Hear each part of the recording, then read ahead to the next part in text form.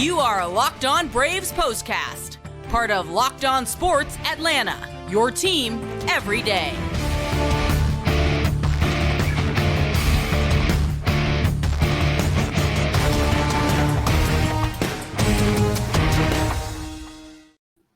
And hello and welcome into the Braves postcast, part of Locked On Sports Atlanta. Grant McAuley, Jake Mastroianni with you after a good night for the Braves as they open up their long trip out west. They do so with a 5-1 victory over the San Francisco Giants, two teams that just met last week at Truist Park.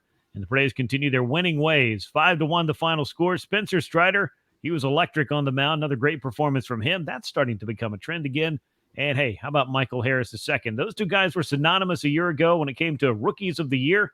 Well, they were 1 and 2 there, and I think they were reasons 1 and 2 that the Braves picked up a victory in this game over San Francisco. So a lot of great stuff to talk about with that. And, of course, we'll get you set for this weekend's middle contest on Saturday afternoon. Before we do any of that, I want to remind you to subscribe to Locked On Sports Atlanta right here on YouTube.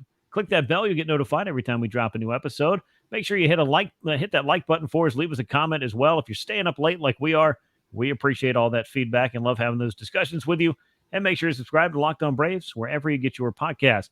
Jake, if you got to stay up late, and I think I just used my line, I'll use it again anyway, you might as well see the Braves win a game, a well-played game, and we got to see both of those things. Yeah, if you fell asleep or having to fall asleep during the game, you're waking up, hey, come and enjoy it. We'll recap it here for you. Getting to see Spencer Strider pitch another great game, certainly great. And like you said, Michael Harris, those two getting it done. Yeah, and if you just happen to be waking up the next day because West Coast baseball is not for you, that's understandable too. We're happy to be your morning show of sorts. Let's talk about game number 127 of the year. The Braves with a 5-1 victory over the Giants improved to 83-44 now on the season, 39 games over 500. 5 runs, 7 hits, no errors, couple of men left on base.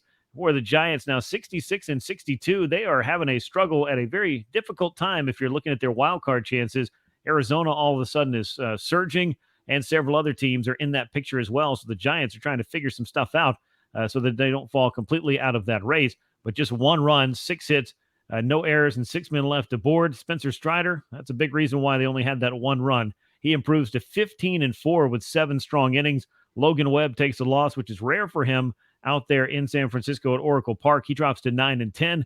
2 hours, 15 minutes time a game. Got to love that. 36,511 fans on hand to see it. And what they got to see was what I would call a masterclass performance from Spencer Strider. I know he gave up a run in that final inning, but Jake, to me, that doesn't take any of the shine off the way that he was pitching against the Giants on Friday night.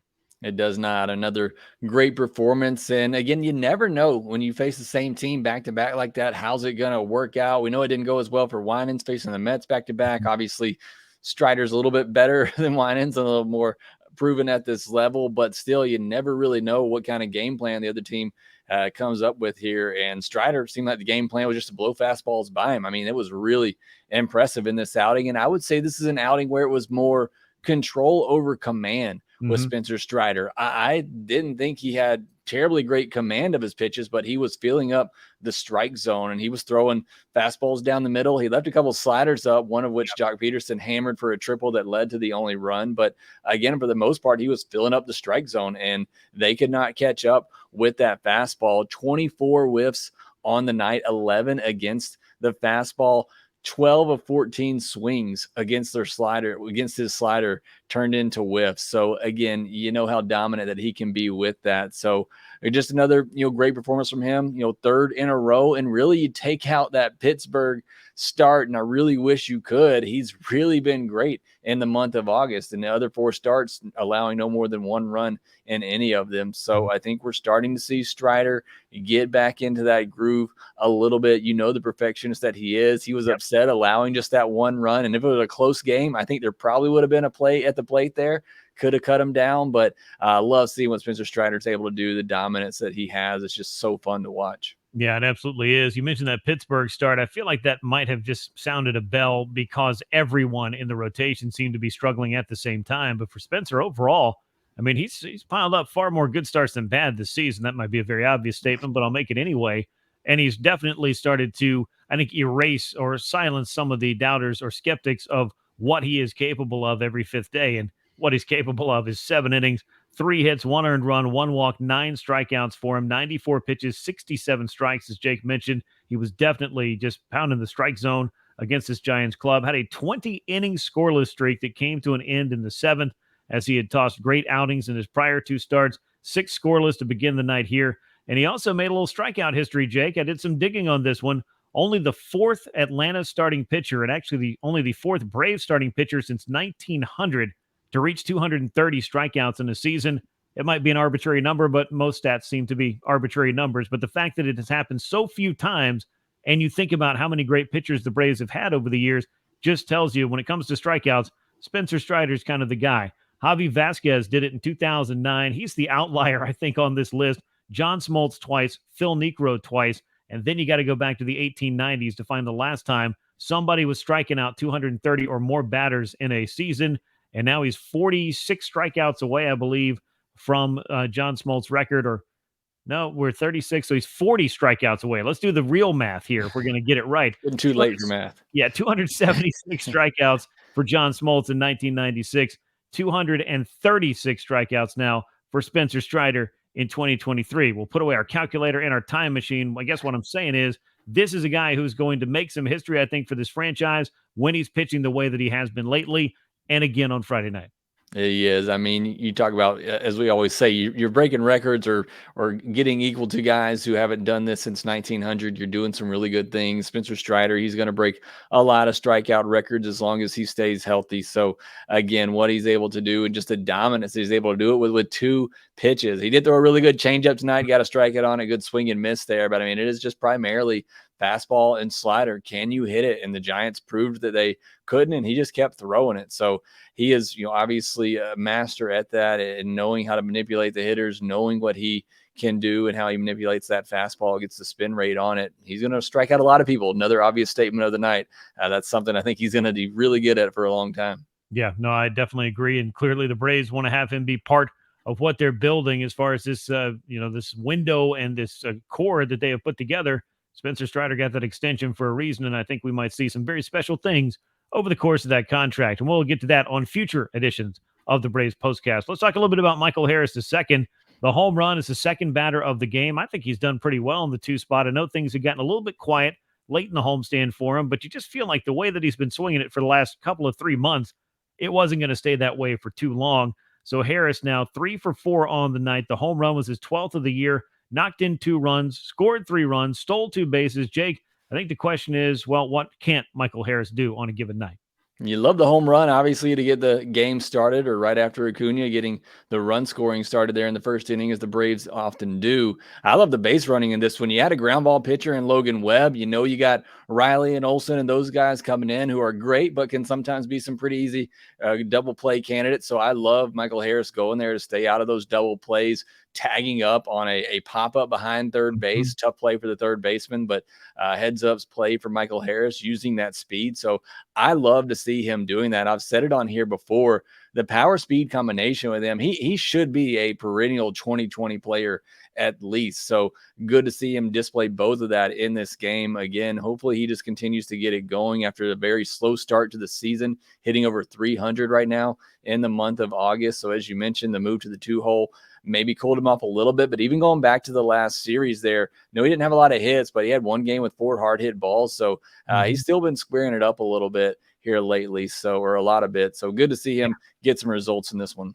Yeah, definitely so. And really, since the first week of June, Michael Harris has been one of the most productive hitters in the National League, and he's been a guy who's batting 9th for most of the year. We'll see when he's moving back, or if he's moving back out of that number 2 spot when Ozzie Albies is ready to come off the injured list. But that decision the Braves still have to make before they start changing the lineup up too much. Somebody who did change spots in the lineup to well-documented fanfare is Matt Olson. Double, couple of runs knocked in. He had the quote-unquote sac fly, about 176 feet, I think it was, over third base. That if it drops in, it's a hit. He scores Michael Harris anyway, so it's really splitting hairs, but some great running by Harris, getting a great read. The 2 runs batted in give Olson 110 on the year. So, Jake, he just continues his role of driving in runs, even though things have been a little quieter lately and the home runs have, not been as plentiful here of late either. I'm sure he's going to hit another one at some point, just, finding ways to drive in runs and help contribute to a Braves win, though, and you'll certainly take that. You certainly will take that from your number 4 hitter and your RBI leader in all of baseball. It has slowed up a little bit for him here lately, but he was on a pace like none other. You could not pitch to this man there for a couple of weeks. So I knew he had it cooled off a little bit, but still able to produce, drive in some runs, do some good things for your team. We talked about with Matt Olson, even when he's not hitting, he's usually, getting the sac flies, getting his walks, doing all that, contributing in other ways. The home runs will come. I think it's the second longest homerless drought of the year. So, he's due for one here pretty soon. Yeah, I would imagine that right around the corner here at some point, and the Braves are going to stop at Coors Field if it doesn't happen before then. So there's a decent chance that Matt Olson's going to leave the yard again before 2023 is all said and done. But the 110 RBI now, that puts him on pace for over 140 of those on the year. And speaking of paces of 140, Ronald Acuna Jr. tripled, scored a run, just missed a home run. He really barreled one up late as well. The run scored, though, for him, his 114th on the season. He's on pace for close to 150 runs scored as Ronald just continues to be the guy at the top of the order that if usually the Braves are doing something like they did tonight, picking up a 5-1 win, somewhere in this call sheet is going to be Ronald Acuna Jr. involved in some way, shape, or form.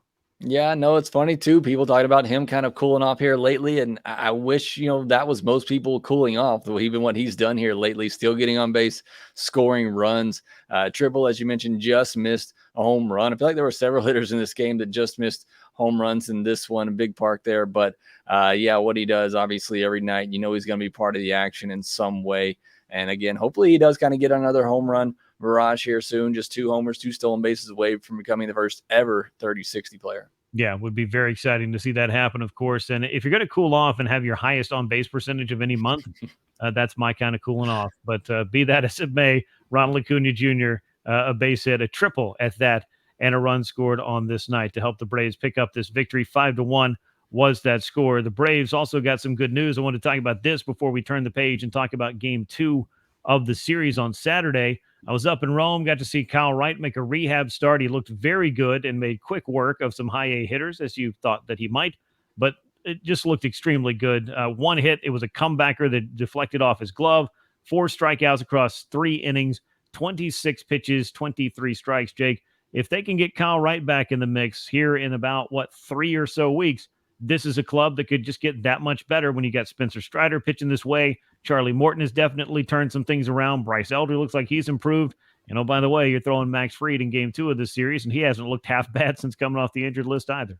Yeah, I think a couple things from the Kyle Wright start. I know you were there, got to see it, and it's great, like the videos that you were able to send out there. But the 2 things there, 26 pitches, 23 strikes. The one thing you worry about a guy who's been off for that long is coming out, being a little rusty, struggling with control, but certainly not in his first start. It is against high A hitters, but still to be able to fill the strike zone like that is very encouraging. And then the fact that afterwards he said that he felt good, that's obviously a key in him returning to this and feeling healthy and getting back to himself. So very encouraging. Still got a good ways to go, I think, in his rehab process here, but certainly a great start. Yeah, he told me at least 3 more of these is the plan right now. Clearly, that could change. There was some weather that affected Max Fried. Then they decided just to give him 1 more to make sure he had all the innings that he needed.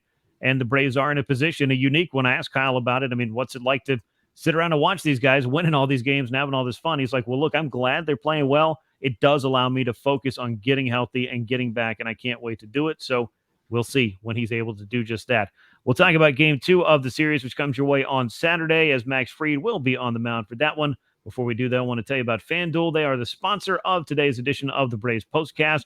Get ready for NFL season with incredible offers from FanDuel, America's #1 sports book. Right now, new customers can bet $5 and get $200 in bonus bets guaranteed. Plus, all customers who bet that $5 will get $100 off NFL Sunday Ticket from YouTube and YouTube TV. So now is the best time to join FanDuel. The app is easy to use, and you can be on everything from spreads to player props and more. You'll find it all there in the app. Visit FanDuel.com/lockedon. Kick off the NFL season with an offer you won't want to miss. FanDuel's the official partner of the NFL. The Braves and Giants will meet in Game 2 of this series. It'll be an afternoon affair out at Oracle Park, 4:05 p.m. Eastern time first pitch, so 1 p.m. local there. Max Fried is a listed starter for the Braves, 4-1. To be determined for the Giants. They're trying to sort a bunch of things out, not the least of which, Jake, has been their pitching situation. Yeah, good job by Alex Wood, though, on this night to kind of give them some innings to help them out in that department. But we'll see what they end up going with here. But can't wait to see Max Fried again, continuing to kind of work his way back after he was out for a while. Still has looked really good. I mean, the stuff has been great. It just seems like maybe the command has eluded him at times, or the control a little bit. So looking forward to him getting back out there and hopefully just continuing to find that rhythm coming back off the injured list. We'll see if he's able to kind of do that. Covering the innings, getting the reps. I think all of that will help that command start to work its way back to that Max Fried level of razor sharp. He has been using all his pitches. He's looked pretty good thus far. The only hiccup that you could talk about was the one in Pittsburgh, but the Giants did hit a couple of home runs against Max Fried last time out. We'll see what he's able to do to kind of answer that and maybe correct that here out in San Francisco. 4-1 on the year is Max Fried with that sub-3 ERA that you've come to expect from him over the last couple of years. He'll be on the mound for the Braves, a pitcher to be determined for the San Francisco Giants. 4:05 p.m. Eastern time at Oracle Park is the first pitch between the Braves and the Giants in Game 2 of the series. That'll wrap us up here on this edition of the Braves Postcast. As always, we appreciate you riding along with us and staying up late, as the case may be, or waking up early to see what in the world it was that happened out on the West Coast. Whatever the case, whatever the time, thanks for joining us here on the Postcast. Make sure to subscribe to Locked On Sports Atlanta. Click the bell. You get notified whenever we drop a new episode. Leave us a like and a comment. We appreciate those. And make sure you're subscribed to Locked On Braves wherever you get your podcast. Once again, the Braves were 5-1 winners over the Giants to start out this long trip out west. For Jake Mastroianni, I'm Grant McAuley. We will catch you after Game 2. And until then, so long, everyone.